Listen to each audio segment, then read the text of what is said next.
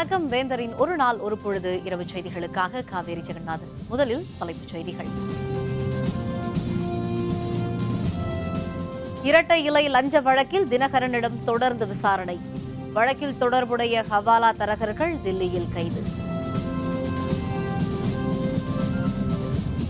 கீழடியில் மத்திய அமைச்சர்களுக்கு எதிராக போராட்டம். ஆய்வு தொடரும் என மத்திய அமைச்சர் உறுதி. விவசாயிகள் பிரச்சனையை பிரதமரின் கவனத்திற்கு கொண்டு சென்றது ஐஜேகே தான். கட்சியின் 8ஆம் ஆண்டு தொடக்க விழாவில் டாக்டர் பாரிவேந்தர் பேச்சு. வறட்சியால் தற்கொலை இல்லை என தமிழக அரசு பிரமாண பத்திரம். வேதனை அளிப்பதாக விவசாயிகள் குற்றச்சாட்டு. இரட்டை இலை சின்னத்தை பெற லஞ்சம் கொடுக்க முனைந்ததாக தினகரன் மீது தொடரப்பட்ட வழக்கில் நரேஷ் என்பவர் உள்பட 2 ஹவாலா தரகர்களை தில்லி காவல்துறையினர் இன்று கைது செய்தனர். இரட்டை இலை சின்னம் பெற லஞ்சம் அளிக்க முயன்றதாக தொடரப்பட்ட வழக்கில் கைது செய்யப்பட்டுள்ள தினகரன் மற்றும் அவருடைய நண்பர் மல்லிகார்ஜுனாவிடம் 5 நாள் போலீஸ் காவல் விசாரணை மேற்கொள்ளப்பட்டு வருகிறது. தினகரன், மல்லிகார்ஜுனா ஆகிய இருவரையும் விசாரணைக்காக தில்லி காவல்துறையினர் சென்னைக்கு நேற்று அழைத்து வந்தனர்.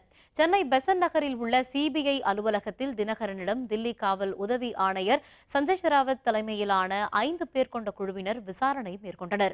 இதனைத் தொடர்ந்து சென்னை அடையாறில் உள்ள தினகரன் வீட்டிற்கு அவரை அழைத்துச் சென்று விசாரணை நடத்தினர். மேலும் தினகரன் மனைவி அனுராதாவிடமும் விசாரணை நடத்தப்பட்டது. 6 மணி நேரம் நடத்தப்பட்ட விசாரணைக்கு பிறகு மீண்டும் சென்னை பெசன்ட் நகரில் உள்ள சிபிஐ அலுவலகத்திற்கு தினகரன் அழைத்துச் செல்லப்பட்டார். இதேபோல் தினகரனின் நண்பர் மல்லிகார்ஜுனாவிடமும் விசாரணை நடத்தப்பட்டது. 2வது நாளான இன்றும் தினகரன் மற்றும் அவருடைய நண்பர் மல்லிகார்ஜுனாவிடம் தில்லி குற்றப்பிரிவு காவல்துறையினர் விசாரணை நடத்தி வருகின்றனர். மேலும் சென்னை ஆதம்பாக்கத்தில் உள்ள ஓய்வு பெற்ற பொதுப்பணித்துறை அலுவலரிடம் விசாரணை நடத்த தில்லி காவல்துறையினர் சென்றுள்ளனர்.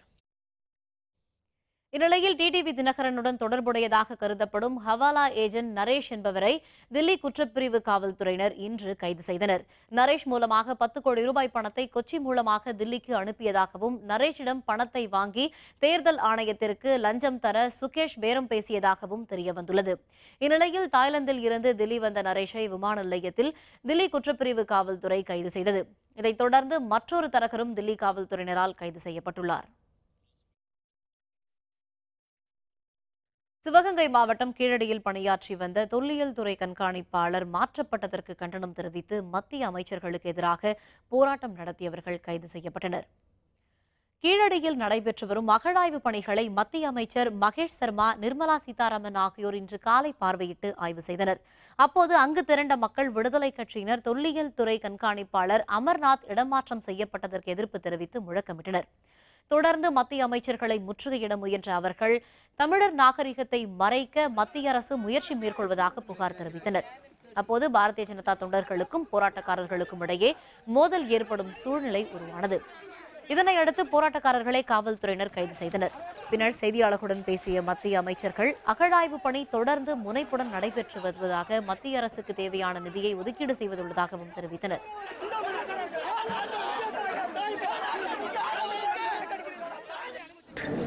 We have to complete any excavation work within a frame of 5 years.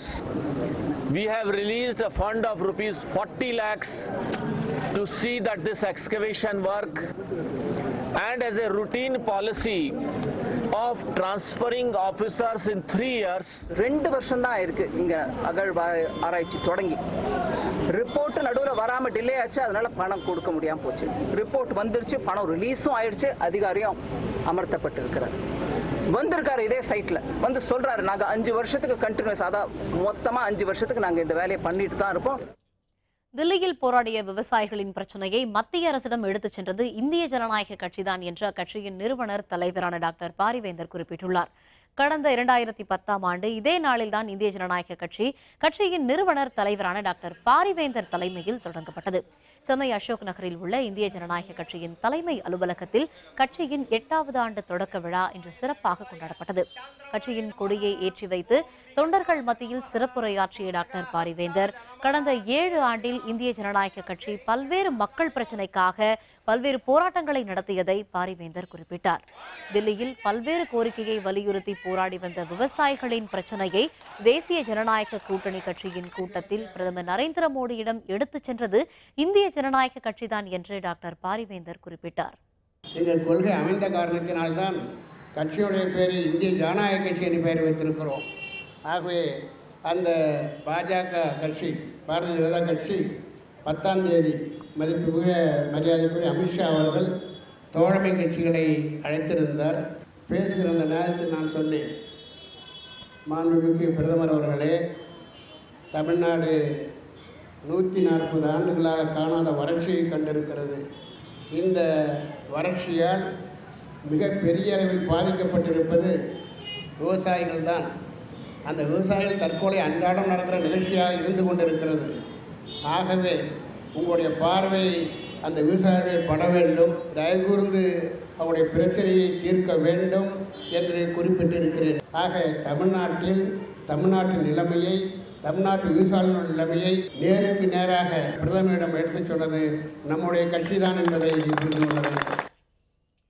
எதிர்வரும் உள்ளாட்சி தேர்தலில் சிறப்பாக செயல்பட இப்போதே கட்சிப் பணிகளை தொடங்க வேண்டும் என்று குறிப்பிட்ட டாக்டர் பாரிவேந்தர், தமிழகத்தில் திராவிட கட்சிகளை அப்புறப்படுத்த வேண்டும் என்று முதலில் குரல் கொடுத்தது இந்திய ஜனநாயக கட்சி என்று குறிப்பிட்டார். தமிழகத்தில் தற்பொழுது நிலவி வரும் வறட்சியை சமாளிக்க தமிழக அரசு நடவடிக்கை எடுக்க வேண்டும் என்றும் அவர் கேட்டுக்கொண்டார். தமிழகத்தின் தேவையை பூர்த்தி செய்யும் வகையிலும் தமிழகத்தை ஆளுகின்ற நல்ல கட்சியாக இந்திய ஜனநாயக கட்சி வரும் என்றும் டாக்டர் பாரிவேந்தர் நம்பிக்கை தெரிவித்தார். இன்றைய 8வது ஆண்டு துவக்க விழாவில் உறுதியாக சொல்லுகிறேன், எங்களுடைய செயலும் வேகமும் இன்னும் பல மடங்கு அதிகரிக்கும்.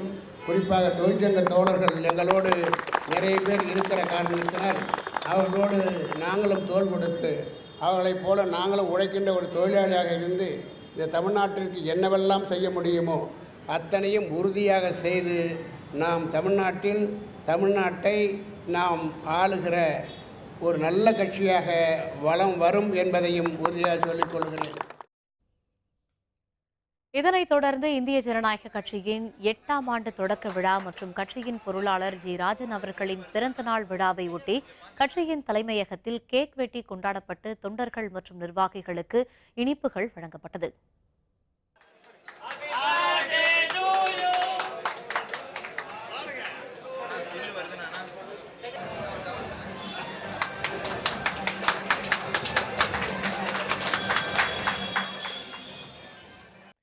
இந்த விழாவில் கட்சியின் பொருளாளர் ஜி ராஜன், பொதுச் செயலர் பி ஜெயசீலன், இணை பொதுச் செயலர் ஆர் கிருஷ்ணமூர்த்தி, முதன்மை அமைப்பு செயலர் எஸ் வெங்கடேசன் மற்றும் சென்னை, காஞ்சிபுரம், திருவள்ளூர் மாவட்ட தலைவர்கள், நிர்வாகிகள் மற்றும் மகளிரணி நிர்வாகிகள் உள்பட பலர் கலந்து கொண்டனர்.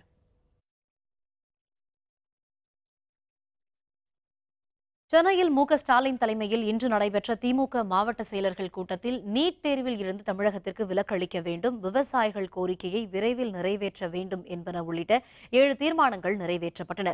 சென்னை அண்ணா அறிவாலயத்தில் திமுக மாவட்ட செயலர்கள் கூட்டம் இன்று நடைபெற்றது.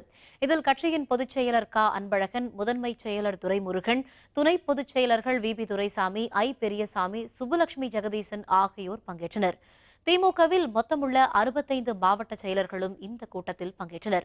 இந்த கூட்டத்தில் நீட் தேர்வில் இருந்து தமிழகத்திற்கு விலக்களிக்க வேண்டும், விவசாயிகள் கோரிக்கையை விரைவில் நிறைவேற்ற வேண்டும் என்பன உள்ளிட்ட 7 தீர்மானங்கள் நிறைவேற்றப்பட்டன. இந்த கூட்டத்தில் 7 தீர்மானங்கள் நிறைவேற்றப்பட்டிருக்கின்றன. நீட் தேர்வை பொறுத்தவரையில் தமிழகத்திற்கு விதிவிலக்கு தராமல் இருக்கக்கூடிய அவைகளையெல்லாம் சுட்டிக்காட்டி அதை கண்டிக்கிற வகையில் மாவட்டந்தோறும் கருத்தரங்கங்கள் நடத்துவதென்று முடிவு செய்யப்பட்டிருக்கிறது. அதிமுக அம்மா அணியுடன் இணைவதை பெரும்பான்மையான தொண்டர்கள் விரும்பவில்லை என்று ஓபிஎஸ் அணி எம்எல்ஏ செம்மலை தெரிவித்துள்ளார். அதிமுக புரட்சித் தலைவி அம்மா அணியின் ஆதரவாளர்கள் கூட்டம் சேலத்தில் நடைபெற்றது. இந்த கூட்டத்தில் சட்டப்பேரவை உறுப்பினர் செம்மலை, முன்னாள் எம்எல்ஏக்கள் எஸ்.கே. செல்வம், வெங்கடாச்சலம் உள்பட ஏராளமானோர் கலந்து கொண்டனர். இந்த கூட்டத்திற்கு பின்பு செய்தியாளர்களுடன் பேசிய செம்மலை, ஓபிஎஸ் அணி தரப்பில் முன்வைக்கப்பட்ட 2 கோரிக்கைகளை நிறைவேற்றினால்தான் இணைப்பு தொடர்பான பேச்சுவார்த்தையில் தாங்கள் கலந்து கொள்வோம் என்று தெரிவித்தார். இணைப்பு பேச்சுவார்த்தைக்கு கதவை சாத்தவில்லை, கதவை மூடவில்லை. ஆனால் எங்களுடைய தொண்டர்களுடைய கருத்துக்களை இங்கே கேட்கிற போது இணைப்பே நமக்கு வேண்டாம். அந்த தரப்புக்கு இருக்கிற அந்த கெட்ட பெயர் நமக்கும் வந்துவிடும். எனவே இது இணைப்பே கூடாது என்கிற அந்த கருத்தை வலியுறுத்தி சொல்லி இருக்கிறார்கள். சட்டமன்ற உறுப்பினருடைய தலையை விட மக்களுடைய மனநிலை எங்களுக்கு பெரிதாக இருக்கு. வறட்சி காரணமாக தமிழக விவசாயிகள் யாரும் தற்கொலை செய்து கொள்ளவில்லை என உச்சநீதிமன்றத்தில் தமிழக அரசு பிரமாண பத்திரம் தாக்கல் செய்துள்ளது. தமிழகத்தில் நிலவும் கடும் வறட்சி காரணமாக விவசாயிகள் தற்கொலை தொடர்கதையாகி வருகிறது. இந்த நிலையில் தமிழக விவசாயிகள் நிலை குறித்து தகவல் அளிக்குமாறு மாநில அரசுக்கு உச்சநீதிமன்றம் உத்தரவிட்டிருந்தது. இது தொடர்பாக தமிழக அரசு இன்று பிரமாண பத்திரம் தாக்கல் செய்தது. அதில் உடல்நலக்குறைவு, வயது முதிர்வு காரணமாகவே 82 விவசாயிகள் உயிரிழந்ததாக தெரிவிக்கப்பட்டுள்ளது. 30 விவசாயிகள் குடும்ப பிரச்சினை காரணமாகவே உயிரிழந்ததாகவும் அதில் தெரிவிக்கப்பட்டுள்ளது.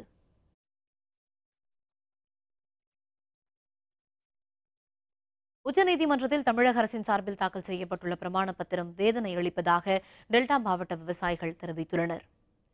தமிழகத்தில் எப்போதும் இல்லாத அளவிற்கு கடும் வறட்சி நிலவும் சூழலில் வறட்சி காரணமாக விவசாயிகள் தற்கொலை செய்து கொள்ளவில்லை என்று தமிழக அரசு தெரிவித்திருப்பது வேதனை அளிப்பதாக விவசாயிகள் தெரிவித்துள்ளனர். விவசாயிகள் மரணத்தை தமிழக அரசு கொச்சைப்படுத்தியுள்ளதாக தெரிவித்துள்ள டெல்டா விவசாயிகள் பிரமாண பத்திரத்தை தமிழக அரசு திரும்பப் பெற வேண்டும் என்று கேட்டுக் கொண்டுள்ளனர். மாநில அரசாங்கமே 142 ஆண்டுகளில் இல்லாத அளவுக்கு தமிழ்நாட்டில் வறட்சி நிலவுதுன்னு சொல்லி தமிழ்நாடு முழுவதும் வறட்சி பாதித்த மாநிலமாக அறிவிச்சிருக்கு. நட்ட பயிர் பட்டு கருகி போனதை வேதனைப்பட்டு தற்கொலை பண்ணிட்டு இறந்து போன விவசாயிகள் நூற்றுக்கணக்கில் இறந்து போயிருக்காங்க. அதிர்ச்சியால் இறந்து போயிருக்காங்க. 400க்கும் மேற்பட்ட விவசாயிகள் இறந்து போயிருக்கக்கூடிய இந்த சூழலில் மாநில அரசாங்கம் ஒரு பொய்யான பச்சை பொய்யை உச்சநீதிமன்றத்தில் தாக்கல் பண்ணியிருக்கக்கூடிய அந்த அபிடோட்டை உடனே திரும்ப பெறணும். வறட்சியால் விவசாயிகள் தற்கொலை செய்யவில்லை என்று தெரிவித்து தமிழக அரசு பிரமாண பத்திரம் தாக்கல் செய்தது கொடுமை இழைத்துள்ளதாக கோயம்புத்தூர் மாவட்ட விவசாயிகள் தெரிவித்துள்ளனர். உச்சநீதிமன்றத்தில் தாக்கல் செய்துள்ள பிரமாண பத்திரத்தில் வறட்சியால் விவசாயிகள் தற்கொலை செய்யவில்லை என்று தமிழக அரசு தெரிவித்திருப்பது வேதனை அளிப்பதாக தெரிவித்துள்ள விவசாயிகள் வறட்சி மாநிலம் என்று அறிவித்துவிட்டு மத்திய அரசிடம் நிவாரணம் கேட்டது ஏன் எனவும் கேள்வி எழுப்பியுள்ளனர். உச்சநீதிமன்றத்தில் தமிழக அரசு தவறான தகவலை சொல்லியுள்ளதாக அவர்கள் மேலும் தெரிவித்துள்ளனர். தமிழகத்தில் மே மாதம் 11ஆம் தேதி வரை சீமை கருவேல மரங்களை வெட்டுவதற்கு இடைக்கால தடை விதித்து சென்னை நீதிமன்றம் உத்தரவிட்டுள்ளது. தமிழகத்தில் சீமை கருவேல மரங்களை வெட்டுவது தொடர்பாக ஐஐடி வல்லுநர் குழுவை அமைக்க வேண்டும் என்றும் சென்னை சேர்ந்த வழக்கறிஞர் மேகநாதன் என்பவர் மனு தாக்கல் செய்திருந்தார். அவரது மனு தலைமை நீதிபதி இந்திரா பானர்ஜி அடங்கிய அமர்வு முன்பு விசாரணைக்கு வந்தது. மனு பற்றி ஐஐடி இயக்குநர் பதிலளிக்குமாறு உத்தரவிட்ட நீதிபதிகள் வரும் மே மாதம் 11ஆம் தேதி வரை சீமை கருவேலம் மரங்களை வெட்டுவதற்கு தடை விதித்து உத்தரவிட்டனர். வழக்கை 3 நீதிபதிகள் கொண்ட அமர்விற்கு மாற்றியும் உத்தரவிடப்பட்டுள்ளது. அட்சய திருதி நாளையொட்டி தங்கம் வாங்குவதற்காக நகை கடைகளுக்கு திரளான மக்கள் வந்ததை அடுத்து சிறப்பு சலுகை உள்பட பல்வேறு ஏற்பாடுகளை நகை விற்பனையாளர்கள் மேற்கொண்டனர். ஆண்டுதோறும் சித்திரை மாதத்தில் அட்சய திருதியை நாள் அன்று தங்க நகை வாங்கினால் எல்லா வளமும் பெருகும் என மக்களிடையே நம்பிக்கை உள்ளது. ஆனால் அந்த நாளில் 1 கிராம் நகையாவது வாங்க வேண்டும் என்பது பெரும்பாலான மக்களின் விருப்பமாக உள்ளது. இந்த ஆண்டின் இன்றும் நாளையும் அட்சய திருதியை வருகிறது. இதனையொட்டி தங்க நகைகளை வாங்க மக்கள் ஆர்வம் காட்டி வருகின்றனர். வெயில் அதிகமாக இருப்பினும் நகை கடைகளில் மக்கள் கூட்டம் அதிகமாக காணப்பட்டது.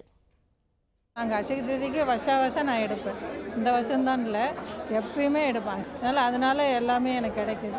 நகைங்களும் சேருது, பொருளுங்களும் சேருது, எல்லாமே இன்னைக்கு எடுப்பேன். நான் துணியிலேருந்து நகையிலிருந்து ஏதோ சின்னது எல்லாமே எடுப்பேன். சேலம் மாவட்டத்தில் 30 கோடியில் வளர்ச்சிப் பணிகள் முதல்வர் பழனிசாமி தொடக்கி வைத்தார். விவரம் விளம்பர இடைவேளைக்கு பிறகு.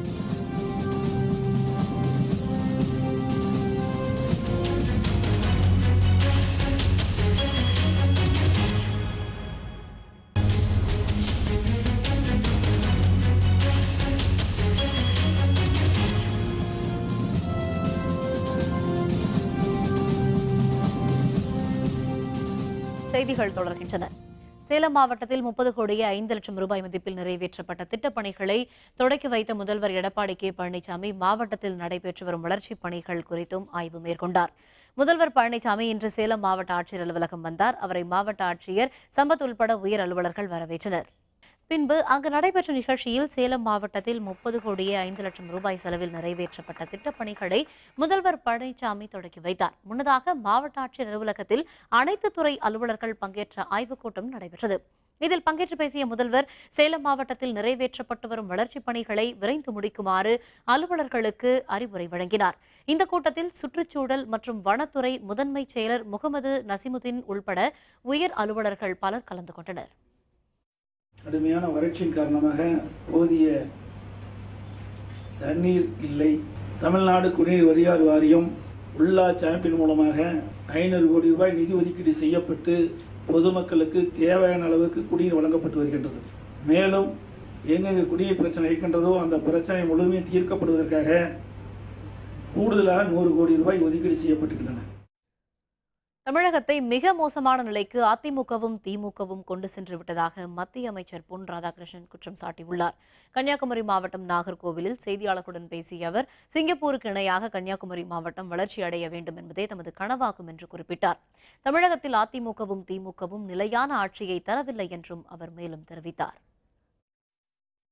தமிழ்நாட்டை இந்த அளவுக்கு மிக மோசமான நிலைக்கு தள்ளிய பெருமை திராவிட முன்னேற்ற கழகத்துக்கு தான் முதல் வாய்ப்பு. அந்த பெருமை இல்லை. அது சற்றும் குறையாம அதிமுக 2 ஆட்சிகளும் செய்த பொய்யான ஒரு ஆட்சி, நலமில்லாத ஆட்சி, அதனுடைய விளைவுதான் இது. நாடு செழித்து மழை பெருக மக்கள் அனைவரும் மரம் வளர்க்க வேண்டுமென இந்திய ஜனநாயக கட்சியின் பொருளாளர் ராஜன் வலியுறுத்தியுள்ளார். இந்திய ஜனநாயக கட்சியின் பொருளாளர் ராஜன் தனது பிறந்த நாளை முன்னிட்டு சென்னை ஆலந்தூர் திருவள்ளுவர் நகர் பகுதியில் மரக்கன்றுகளை நட்டார். இந்த நிகழ்ச்சியில் சென்னை புறநகர் மாவட்ட தலைவர் ஹென்றி ஜேம்ஸ் உள்பட திரளான இந்திய ஜனநாயக கட்சி நிர்வாகிகள் கலந்து கொண்டனர். பின்னர் செய்தியாளர்களுடன் பேசிய பொருளாளர் ஜி ராஜன், நாடு செழித்து மழை பெருக மக்கள் அனைவரும் மரம் வளர்க்க முன்வர வேண்டும் என்று வலியுறுத்தினார். கலாம் அவர்கள் மரங்களை சிறந்த முறையில் நடங்கள், அதுதான் இயற்கையை காக்கக்கூடியது, அதுதான் மனித சுவாசத்துக்கு ஆக்சிஜன் கொடுக்கக்கூடியது என்றெல்லாம் சொல்லுவார்கள். இதே பாணியில் மக்கள் எல்லாம் மரங்களை நட ஆரம்பித்தால் நாடு செழிக்கும், பூமி குளிரும், மழை பொய்க்காது. நாகர்கோவிலில் இந்திய ஜனநாயக கட்சியின் 8வது ஆண்டு தொடக்க விழாவை ஒட்டி இனிப்புகள் வழங்கி கொண்டாடப்பட்டது. கன்னியாகுமரி கிழக்கு மாவட்ட இந்திய ஜனநாயக கட்சி சார்பில் கட்சியின் 8ஆம் ஆண்டு தொடக்க விழாவை முன்னிட்டு சிறப்பாக கொண்டாடப்பட்டது. கிழக்கு மாவட்ட தலைவர் நாஞ்சில் இருதயராஜ் தலைமையில் நாகர்கோவில் பால்பண்ணை சந்திப்பில் மக்களுக்கு இனிப்பு வழங்கி சிறப்பாக கொண்டாடப்பட்டது. மேலும் கன்னியாகுமரி மாவட்டத்தில் உள்ள அணைகள் அனைத்தும் வறட்சியாகவே காணப்படுகிறது. மாவட்ட நிர்வாகம் அனைத்து நீர்நிலைகளையும் தூர்வார வேண்டும் என்று அப்போது உறுதிமொழி ஏற்கப்பட்டது. இந்த நிகழ்ச்சியில் கட்சி கிழக்கு மாவட்ட செயலர் ஆண்டனி குபர்ட், அமைப்பு செயலர் ஜோசப், பொருளாளர் சிவகிருஷ்ணன் உள்பட ஏராளமான இந்திய ஜனநாயக கட்சியின் நிர்வாகிகள் பங்கேற்றனர்.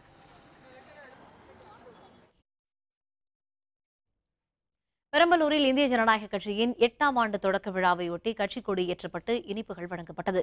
இந்திய ஜனநாயக கட்சியின் 8ஆம் ஆண்டு தொடக்க விழாவை முன்னிட்டு தமிழகம் முழுவதும் கட்சி நிர்வாகிகள் பல்வேறு நலத்திட்ட உதவிகளை செய்து வருகின்றனர். பெரம்பலூர் மாவட்ட இந்திய ஜனநாயக கட்சி சார்பில் பெரம்பலூர் பழைய பேருந்து நிலையம் அருகே இந்திய ஜனநாயக கொடியினை கட்சியின் மாநில விவசாய பிரிவு செயலர் அன்புதுரை ஏற்றி வைத்து இனிப்புகளை வழங்கினார். இந்த நிகழ்வில் மாவட்ட தலைவர் ரகுபதி, மாவட்ட செயலர் ரெங்காஸ், மாவட்ட பொருளாளர் பரமசிவம் உள்பட பலர் கலந்து கொண்டனர்.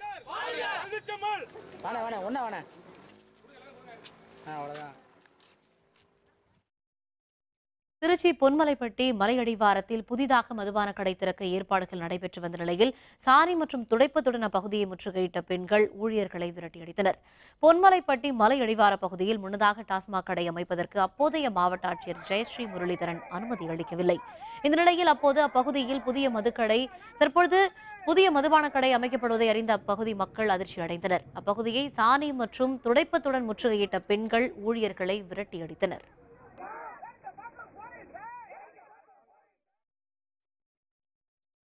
தமிழகத்தில் மற்ற மாவட்டங்களை காட்டிலும் வேலூர் மாவட்டத்தில் கடுமையான வெயில் அடிக்கும் நிலையில் இரவு நேரங்களிலும் அனல் காற்று வீசுவதால் மக்கள் அவதிப்பட்டு வருகின்றனர். வேலூர் மாவட்டத்தில் ஆண்டுதோறும் ஏப்ரல் முதல் வாரத்தில் இருந்து மே மாதம் இறுதி வரை 100 டிகிரியை தாண்டி வெயில் அடிப்பது வழக்கம். இந்த நிலையில் கடந்த 2 வாரங்களாக 100 டிகிரியை தாண்டி வெயில் அடித்து வருகிறது. வெயிலின் தாக்கத்தால் இரவு நேரங்களிலும் அனல் காற்று வீசுவதால் மக்கள் தூங்க முடியாமல் அவதிப்பட்டு வருகின்றனர். வேலூரை பொறுத்து செம வெயிலுங்க, யாரும் வர்றதே இல்லை, வெளியில் வியாபாரமும் நடக்கிறது இல்லை. சார், ஒரு வாரத்துக்கு முன்னாடி லேசாக மழை பெஞ்சிச்சு, எல்லா இடமும் நல்ல மழை பெய்யுது. ஆனால் வேலூரில் சுத்தமாக மழை பெய்யறதே இல்லை. ஒரு ஆசைக்கு கூட ஒரு பொருள் கூட வாங்கி சாப்பிட முடியல. ஆனால் இது எப்படின்னு ஒன்றும் புரியவே மாட்டேங்குது. ஜன நடமாட்டம் எதுவுமே கிடையாது, வியாபாரம் எதுவுமே கிடையாது. மதுரை அருள்மிகு மீனாட்சி அம்மன் கோவிலில் சித்திரை திருவிழா இன்று காலை கொடியேற்றத்துடன் தொடங்கியது. இதில் திரளான பக்தர்கள் கலந்து கொண்டு சுவாமி தரிசனம் செய்தனர். சைவத்தையும் வைணவத்தையும் இணைக்கும் விழாவாக கொண்டாடப்படுகிறது மதுரை அருள்மிகு மீனாட்சி அம்மன் கோவில் சித்திரை திருவிழா. இத்திருவிழாவின் கொடியேற்றம் இன்று காலை நடைபெற்றது. முன்னதாக அருள்மிகு மீனாட்சி அம்மன், சுந்தரேஸ்வரர், பிரியாவிடை ஆகியோர் அலங்கரிக்கப்பட்ட தங்க கொடிமரம் முன்பு எழுந்தருளினர். சிறப்பு பூஜைகள் நடத்தப்பட்டதை அடுத்து வேத மந்திரங்கள் முழங்க, மங்கள வாத்தியங்கள் இசைக்க கொடியேற்றப்பட்டது. இதில் திரளான பக்தர்கள் கலந்து கொண்டு சுவாமி தரிசனம் மற்றும் அம்மனை தரிசனம் செய்தனர்.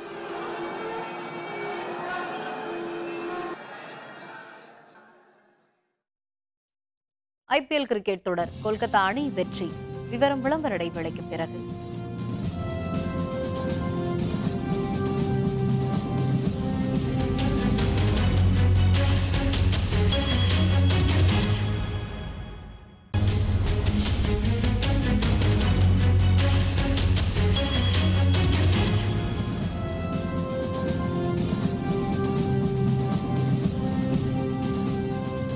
செய்திகள் தொடர்கின்றன.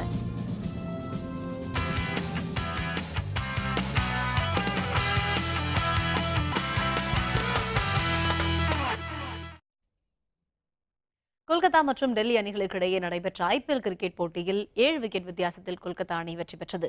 கொல்கத்தா ஈடன் கார்டன் திடலில் நடைபெற்ற போட்டியில் டாஸ் வென்ற கொல்கத்தா நைட் ரைடர்ஸ் அணி பந்துவீச்சை தேர்வு செய்தது. இதனை அடுத்து முதலில் பேட்டிங் செய்த டெல்லி டேர்டெவில்ஸ் அணி 20 ஓவர்களில் 6 விக்கெட்டுகள் இழப்பிற்கு 160 ரன்கள் எடுத்தது. டெல்லி அணியில் அதிகபட்சமாக சாம்சன் 60 ரன்களும் சுரேஷ் ஐயர் 47 ரன்களும் எடுத்தனர். இதனையடுத்து 161 ரன்களை வெற்றி இலக்காக கொண்டு ஆடிய கொல்கத்தா நைட் ரைடர்ஸ் அணி 16.2 ஓவர்களில் 3 விக்கெட் இழப்பிற்கு இலக்கை எட்டி வெற்றி பெற்றது. அணியில் அதிகபட்சமாக கம்பீர் 71 ரன்களும் ராபின் உத்தப்பா 59 ரன்களும் எடுத்தனர். மீண்டும் தலைப்புச் செய்திகள்.